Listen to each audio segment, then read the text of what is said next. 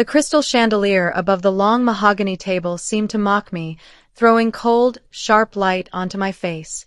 I was reaching for the breadbasket when Summer, my adopted sister, slammed her hand down next to my plate. The noise made everyone at the family dinner stop talking. Her eyes, identical to Mother's, were pure ice, and she was smiling a cruel private smile. She spoke loud enough for the entire room of important family members and business guests to hear. "Go find another table. Adopted kids aren't allowed at the main seating." My stomach dropped. I could feel the heat rushing up my neck. My heart was pounding hard against my ribs. It wasn't just a mean comment, it was a public execution. I looked at Mother Veronica, sitting at the head of the table. She just kept eating her shrimp cocktail, giving a tiny, satisfied smirk. Father, Philip, kept his eyes glued to his plate, pretending the entire moment didn't exist. The silence in the dining room was thick and heavy, like wet concrete. That moment of deep, icy betrayal, being told I wasn't worthy in front of everyone, ignited a cold, clean fire inside me. What the hell just happened to her? My name is Audrey Sterling. I am 27 years old, and until that moment, I let them treat me like a spare part, the adopted accessory to the perfect Sterling family brand. They wanted me to feel like a beggar. They were about to learn that beggars, when pushed too far, become kings. My blood felt cold, but my head was clear. I didn't yell. I didn't cry. I simply placed my napkin neatly beside my plate and stood up slowly.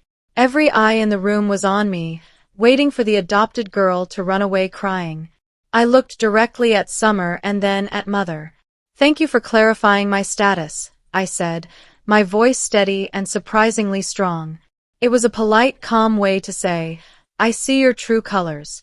I walked out of the dining room without a backward glance, my spine stiff as a board. I could hear Summer giggling just as I reached the marble hall. I knew this wasn't just a sibling fight. This was a gaslighting attack approved by my narcissistic mother. They wanted to humiliate me and remind me I was disposable, especially since I had just been promoted ahead of Summer at the firm. I drove away from the Sterling mansion that night, not to my small apartment, but to a quiet 24-hour cafe downtown. I pulled out the one thing Father had given me when I turned 21 years ago. It wasn't jewelry or a car. It was a single, old-fashioned manila envelope, sealed with red wax. He had made me promise, almost begging me, to never open it unless I felt my life with the Sterlings had become completely unbearable. "There is protection here, Audrey. Your real protection," he had whispered. My heart ached at the memory. He was too cowardly to protect me himself, so he had outsourced the job to a piece of paper. The time was now. I broke the brittle wax seal. Inside the envelope, I found two items. First, a small, elegant keycard labeled Secure Account, the Iris Trust. Second, a heavy legal document dated 1997. I read the first line of the document, and the cold in my chest turned into white-hot shock. The document was a birth certificate amendment and a formal paternity acknowledgement, signed by my father, Philip Sterling. It named my biological mother, a woman named Penelope, not some anonymous stranger. More importantly, it stated with legal weight that I was Philip's biological daughter from a previous relationship, and that the adoption was a legal cover-up to protect his marriage and reputation. The adopted label, the one Summer had just spat at me, was a massive, calculated lie. The immediate emotional reaction was a wave of nausea, followed by a fierce, protective relief. I was not a spare part. I was a hidden secret. Veronica and Summer had been using my adopted status to control me, but the truth was they were the ones living the lie. I immediately drove to a specific downtown bank listed on the keycard. The next morning, I used the key and my fingerprints to open the Iris Trust vault. Inside the safety deposit box were detailed financial statements. I realized what my biological mother's memory and my father's guilt had left me: an initial lump sum of $12 million and a portfolio of quiet, massive investments that had been compounding for 27 years. I was financially free, and they had no idea. My first strategic move was to hire a highly specialized legal team, not for revenge, but for information. I needed a lawyer who specialized in complex trust litigation and corporate shell structures. I met with Mr. Thompson, a sharp, serious man who understood silence and discretion. I handed him the paternity document and the account statements. I need you to tell me everything I own, Mr. Thompson. Every quiet asset. I need to know the true financial skeleton of the Sterling family's hospitality business and where their weaknesses lie. He looked at the paperwork, then at me. Miss Sterling, this goes beyond family drama. This looks like a complete corporate takeover. Mr. Thompson returned with the results a week later. The Sterling's new multi-million-dollar flagship project, a huge resort called the Peninsula, was the crown jewel of their entire company, built on leveraged debt and promises. The ultimate, stunning reveal. The company that owned the actual land beneath the Peninsula Resort was a nearly invisible holding corporation named Iris Acquisitions LLC. And according to the new documents, I was the 75% majority shareholder of Iris Acquisitions LLC, thanks to my biological mother's investment structure, which father had protected out of guilt. The land was mine. Veronica and Summer were planning their future on my property. The scale of the betrayal and the magnitude of my power hit me. Summer's cruelty at the dinner table was the last domino. They had kept me poor, kept me feeling indebted, and kept me emotionally small, while I quietly held the deed to their most prized possession. I instructed Mr. Thompson, do nothing publicly yet. Keep Iris Acquisitions dormant. But prepare a cease and desist order and a contract renegotiation notice. I want everything legally flawless. We wait for the perfect moment. My plan was simple. I wouldn't ruin them with gossip. I would ruin them with paperwork, targeting the one thing they valued more than family, their business empire. The next family function was a cocktail party celebrating the initial success of the Peninsula Resort, the building on my land. I had to attend. I walked in, not as the timid, hurt adopted daughter, but as a potential investor. I was dressed impeccably, my confidence a new, sharp shield. Veronica saw me and immediately rushed over, her face set in a strained smile. Audrey, how wonderful you came. We've been so worried about you. The worry was a lie, a performance for the crowd. I met her eyes, which were scanning my clothes for any sign of financial struggle. I've been busy, Mother, I replied, my voice cool and even. I'm looking into investment opportunities in the hospitality sector.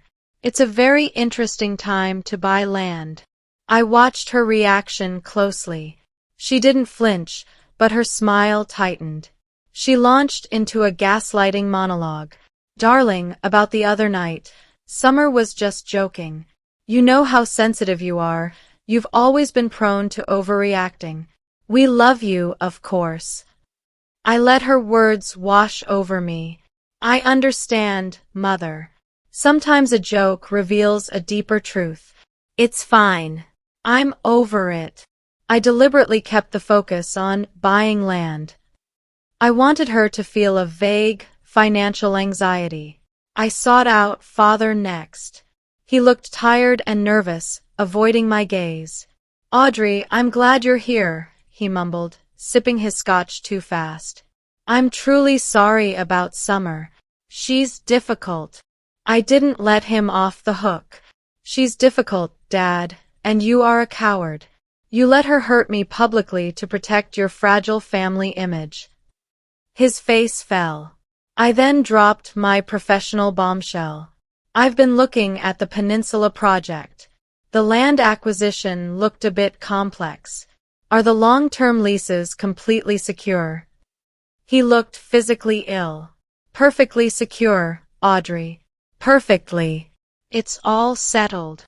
His overly defensive reaction was all the confirmation I needed that he feared the Iris Acquisitions documents might somehow surface. Summer cornered me by the dessert table.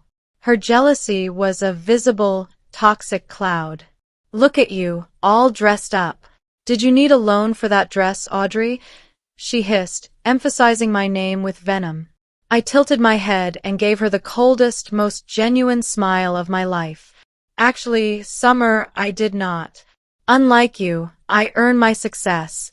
How is your marketing job? Still reporting to the same man you hate. I knew her job frustration was a major source of her unhappiness. I didn't let her respond, simply turning away to speak to one of the Sterling family's largest creditors. I wanted her to feel the public isolation she tried to inflict on me. I used the next 3 weeks for extreme operational damage.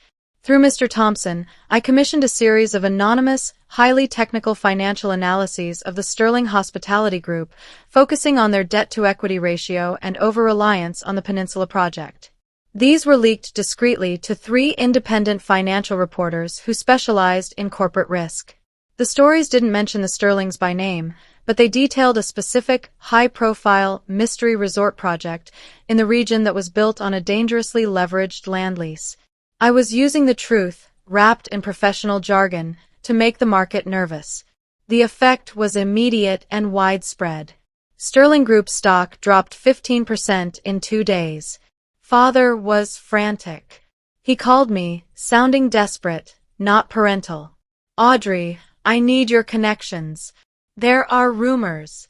Financial attacks. I think someone is trying to sink the Peninsula project. I played the concerned, savvy professional. Attacks, Dad? Or consequences? The market is smart. If the project's foundation is shaky, say, if the underlying land ownership is legally vulnerable, investors run. I offered nothing but professional anxiety, forcing him to stew in his fear that his secret land deal was somehow compromised. Veronica started inviting me to every important social function, pulling me close and treating me with sickening, public affection. She was trying to use me as a human shield against the financial rumors. At a major charity auction, she introduced me to her closest friend, Mrs. Denholm, a woman famous for gossip and snobbery. Audrey is doing so well now. Such a smart girl. We're so proud she overcame her little sensitivity issues. I waited until Mrs. Denholm was looking at me, then I said clearly, I'm not sensitive, Mrs. Denholm. I'm just expensive. And I have very clear boundaries about who I do business with. Veronica's hand tightened painfully on my arm. My words were a direct threat, suggesting my new wealth was not available for the Sterling's damaged reputation. I met with the lead architect for the Peninsula project, posing as a potential anchor tenant for the retail space. I didn't mention my name. I simply asked hyper-specific, technical questions about the land covenants and zoning laws, acting concerned about long-term stability. The architect, feeling professional pressure, confided in me, honestly, the land lease is tight. Mr. Sterling rushed it. If the lessor, some shell company, decides to pull the rug, we'd be finished. But it's locked up for 99 years, supposedly. I smiled thinly. I knew that 99-year lease was a lie, and the shell company was me. The final, emotional betrayal was still lingering. I had to address the paternity lie head-on. I called Father and asked him to meet me at a neutral location, a fancy but quiet hotel lounge. He arrived late, looking like he hadn't slept. I didn't waste time. I slid a copy of the 1997 paternity acknowledgement across the table. His hands shook as he picked it up. He looked up at me, his eyes full of panic and a hint of old sadness. How did you get this? He whispered. It was in the envelope, Dad.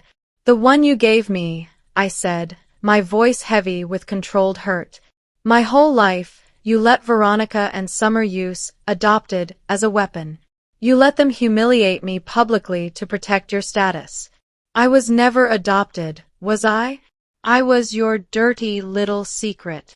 He broke down, tears streaming down his face. I was weak, Audrey. Veronica would have ruined me. She threatened to take everything. He admitted that Veronica knew the truth, and she had demanded the adoption lie and the public cruelty as a condition of staying married. The depth of Veronica's narcissism and control was staggering. The truth about my biological mother, Penelope, was the biggest twist. Father confessed that Penelope had been his first love, and she was the true brilliant financial mind. She had been the one who had quietly created the entire land ownership structure, Iris Acquisitions, years ago, intending it to be a massive, safe investment for her daughter. When she died unexpectedly, Father realized that handing the land back to the Sterlings would expose his infidelity, so he locked it away in the Iris Trust, using the adoption cover story to protect his professional life, even at the cost of my emotional well-being. The following week, the Sterlings were hosting a major press conference to reassure investors about the peninsula. It was the perfect stage.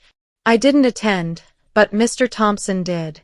At the exact moment Father was smiling and telling reporters, "Our land leases are rock solid, and construction will proceed as scheduled," Mr. Thompson stood up in the back of the room and handed a massive, official envelope to the head of the construction firm seated in the front row.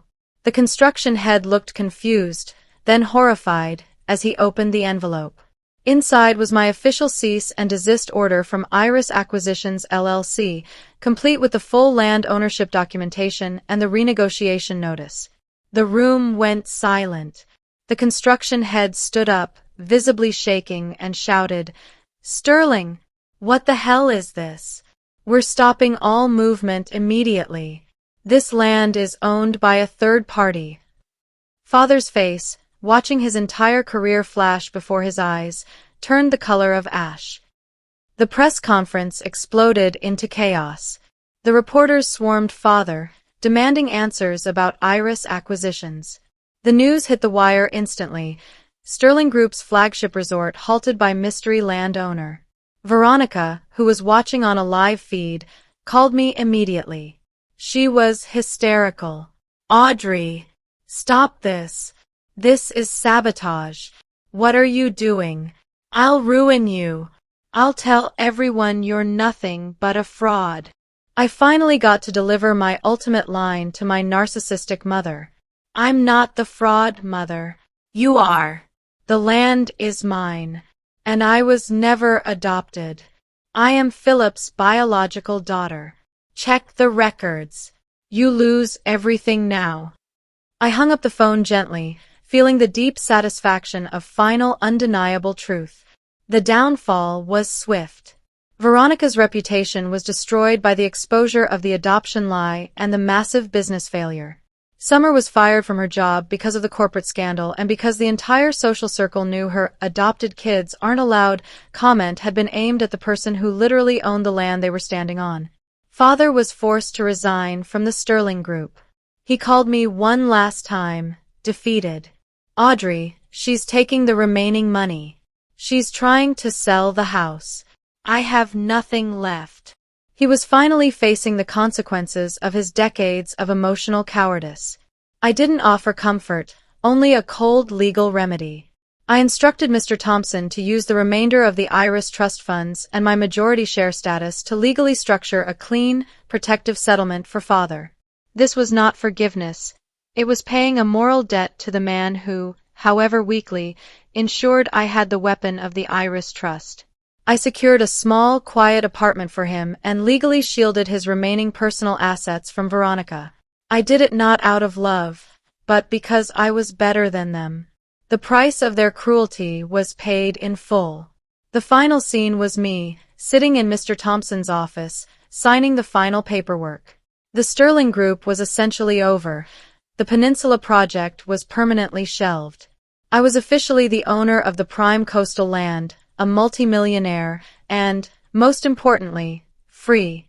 I changed my last name back to my biological mother's original name, Penelope. I was no longer Audrey Sterling. I walked out of that office, stepping into a life completely owned and defined by me, and me alone. I knew they would never stop talking about me, but they would never contact me again. I survived their cruelty, exposed their lies, and built an empire on the rubble of their arrogance. The greatest freedom is walking away, knowing your silence was the loudest truth. This sounds like the perfect closing for Audrey's viral story. Here is the structure, written in the protagonist's voice and grade 7 English style, adhering to the 100-word limit and 3-paragraph format. If you made it this far, You understand one simple rule: respect is non-negotiable. My worth was not decided by a cruel joke at dinner or by their fake, adopted label. My story proves that silence can be a powerful weapon, and waiting for the right moment gives you all the power. I used their own lies to take back the land that was always mine. If this story hits you hard, if you have ever been called less than you are, share it. Tell yourself this: your quiet focus doesn't make you weak. Your smart boundaries don't make you difficult. Your survival and your comeback make you amazing. Hit that subscribe button for more stories about turning deep pain into massive victory. The real revolution begins when you choose to write your own true ending. Have you ever had to prove your worth to a family that underestimated you? Share your journey below.